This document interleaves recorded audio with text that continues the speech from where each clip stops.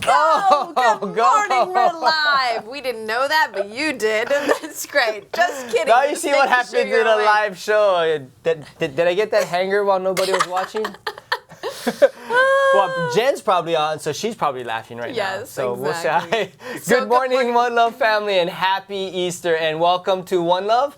This is your pre-celebration connection, and we're ready. We're ready to go. I'm Bruce, and I'm Jordan. And good morning. Welcome to your Easter 9:15-ish service. We're getting ready for our kind of one-off, a little different timing there. We'll be back to our regular schedule next week, but we're here to tell you good morning, happy Easter, and aloha. How's your Easter going, Jordan? It's going really well so far. I'm so glad. Except for that little... yeah. Except for that, Yeah. snack. Yeah, you saw Okay. behind the curtain there for a second, but that's okay.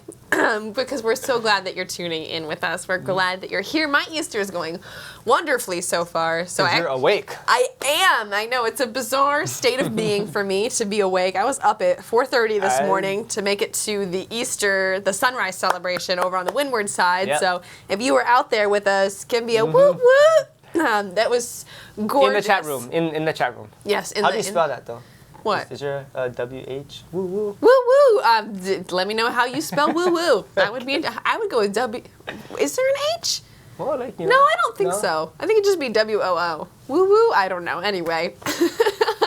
It was beautiful over there, and it Yep. was just so cool to be. I mean, how often? Not how often. If you're from here, you are. But me not being from here, it's really unique to be able to go out to Yeah. this gorgeous, beautiful Hawaiian sunrise Yeah. and do your Easter mornings. Not just the sunrise, but over the ocean, the mountains. Yes, the mountains were gorgeous, and Yeah. so it was rainy to start. But then, of East course, side. yes, but then it kind of subsided just enough Yeah. that it was beautiful. awesome, huh? Yes, so a little chilly, but that's okay. I know. So. It's cold. Okay, we Cold, get, yes, it was we cold get into that for, one again. By cold, I mean I was wearing a light jacket. I was very comfortable. It was very, very Nice. cold. So you said, what about your Easter? What are you doing today? Well, I did kind of not do the early sunrise just to make sure I wasn't racing over here with the kids and so on. I wanted to be on time, which was, even though we weren't. It looked like we weren't ready. We were ready. But no, it's been good. Got some rest, so we're excited for our 9:30 service here. Service is going to be a little different. I'm just going to tease you with that. Do you remember how our Christmas service was a little different? Yes. If you're here for that, our Easter service is going to be a little different, so I'm excited for it. It's going to be fun, and I'll let you guys know. We took a peek in the sanctuary earlier, and we still have another 10 minutes before church, but it's almost halfway full already, so praise God. It is. People are coming here to hear the Word of God and maybe receive Jesus today. Yes, So it could be exactly. a glorious Sunday for a bunch of people. But even if you're not here with us in person, which is you guys, because we're here for you, and we're so glad that you are joining us, and you've taken the time to tune in and to kind of surrender yourselves and take time to remember what God has done for us and what Jesus died for and how that story went. That's what this is all about, is a time Yes. of remembrance, of walking through the story of what happened and remembering why we celebrate and why we're so happy to have the life that we have. So thank you for taking the time out of your morning as well to join us online, and you guys are going to be blessed by our online services as well today. So what I want to know from you guys when I get my info here, Bruce and I are going to start talking about Easter. 'Cause, I mean, I know, right? What other topic would we go with today? We're going with Easter. We're going with Easter. We're going with Pretty Easter. safe I know, bet. it's shocking. Very shocking.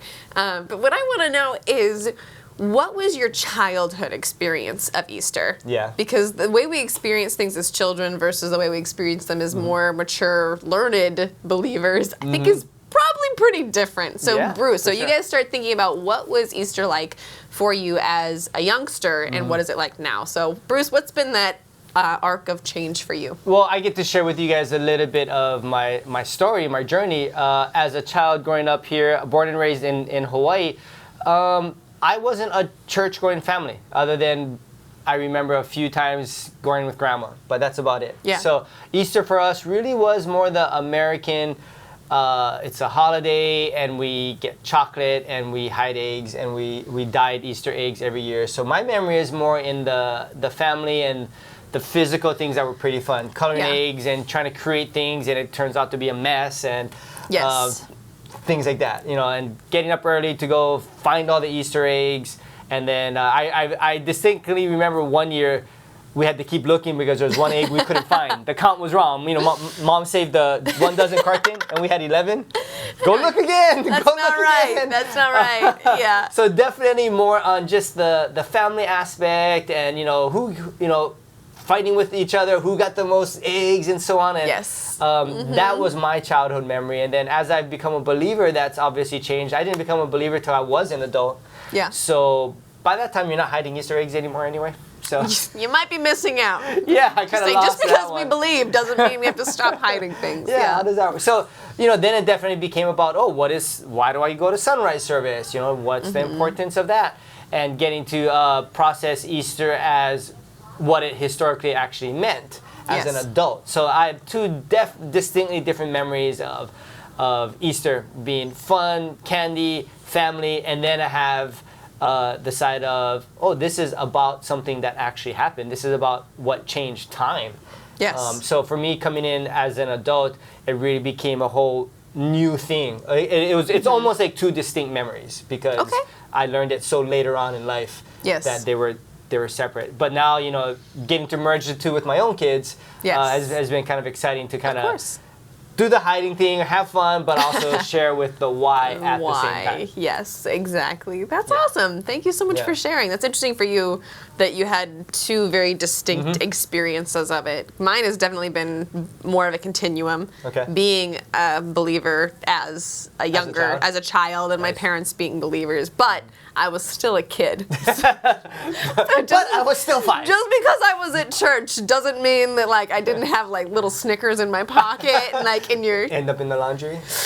I'm sure my mom was not happy, so not even back in the day, but it's less of a Hawaii thing to dress up as much, but true. kind of back on the mainland, people dress up even more, the little shiny patent white leather shoes and I the don't tights. think anyone had those in Hawaii. I didn't have to wear tights ever except for Except for Christmas Easter? and Easter. Wow. Yeah, black tights on Christmas and white tights on Easter. And I just remember ripping those things off was the best part. Oh, of the best whole part of the day? Yeah, Okay, you're okay. but then it became, part of it's because it became a photo op. Okay. So many of our family photos are of me and all my siblings in pastel button-ups or dresses in front of the church. And then how many years did that same set of clothes last, right? Yeah, exactly. Okay. And I think so. I have so many siblings that the next boy would just drop down into the khakis gosh. from the year before. So it was on a different kid, but they were all the same yellow shirt. I think appears in a few photos. Because what other day are you gonna get a 12-year-old boy to wear a pastel yellow shirt other than And maybe a tie. by threat of candy on Easter, right? That's right. Exactly. That's right. You could bribe them. Exactly. Ah, okay. So we got the cliche things about Easter that marked a lot of my memory of the childhood, Okay. and then that and the food. That's for me. It's always about food, man. My family loved deviled eggs and ham. Deviled eggs. And my parents would dump out cans of olives. I think that came from my grandparents somehow. We just Okay. eat olives, and that was it's I like Easter. olives, We've got but- olives. Yeah. Never else would we eat olives. But Oh, really? You stick the black ones on your On your- fingers and eat So them. I wasn't the only one. Okay, yeah, exactly. Oops, sorry, So- probably popped my mic. But exactly. But if you are just joining us, we are so glad you're here. We're discussing what Easter was like when we were younger. We've got about 5 minutes until our 9:30 celebration starts today, and we're so glad that you've tuned in with us today.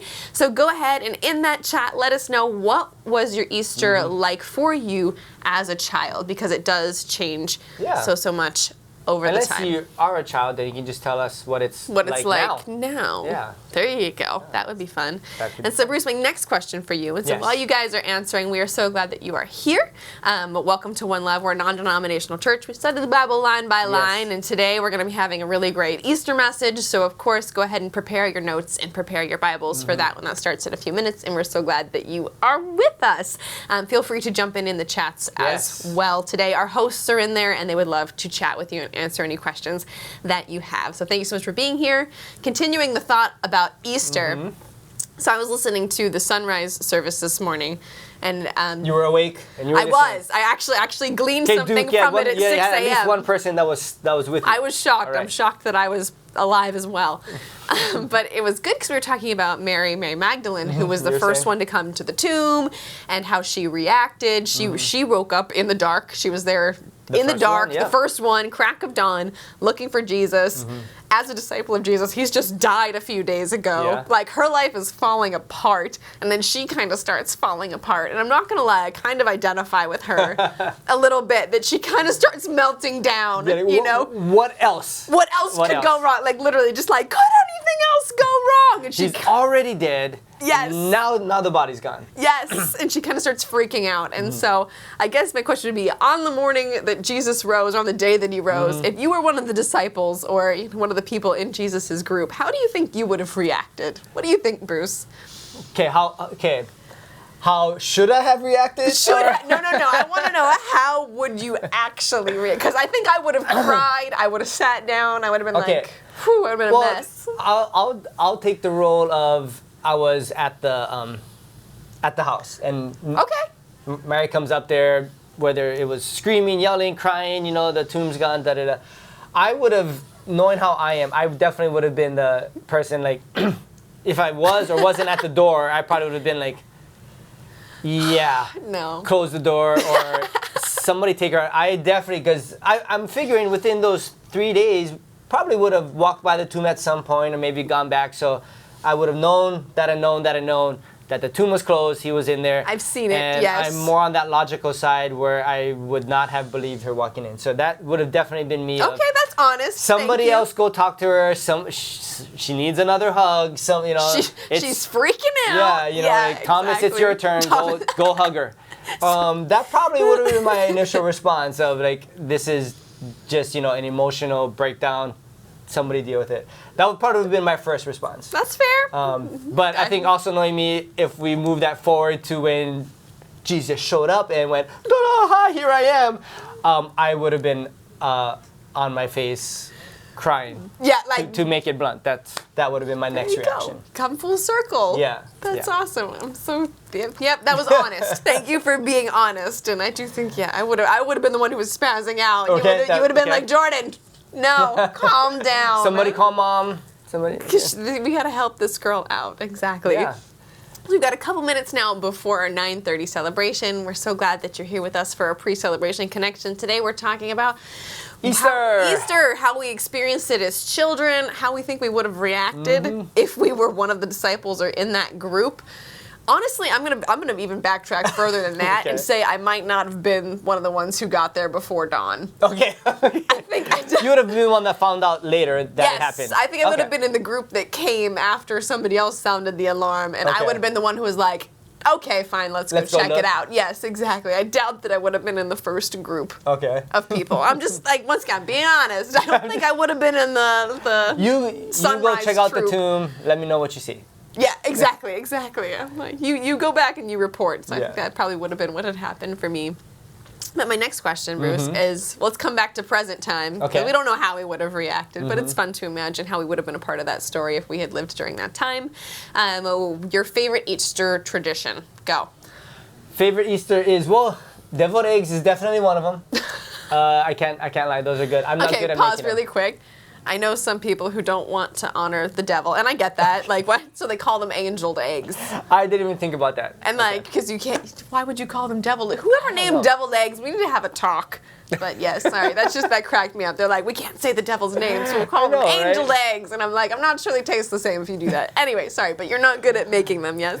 No, I haven't even tried. Maybe that's something to do today. There you go. Maybe that's why you're not I will good make at that it. my Easter project today. I will try angeled eggs today when we go home. Boil them, carve it out, whip it, put it back together. Yes. And give it a shot. Give it a shot. But that's definitely one of mine. And usually it's some kind of a brunch. So food. Yeah, food. And then some kind of, not necessarily Easter bunny chocolate, but there's usually some kind of chocolate going on later today. So that's kind of my two main things now that I'm older is we'll do something with the kids, brunch, raid their chocolate stash, call it an Easter.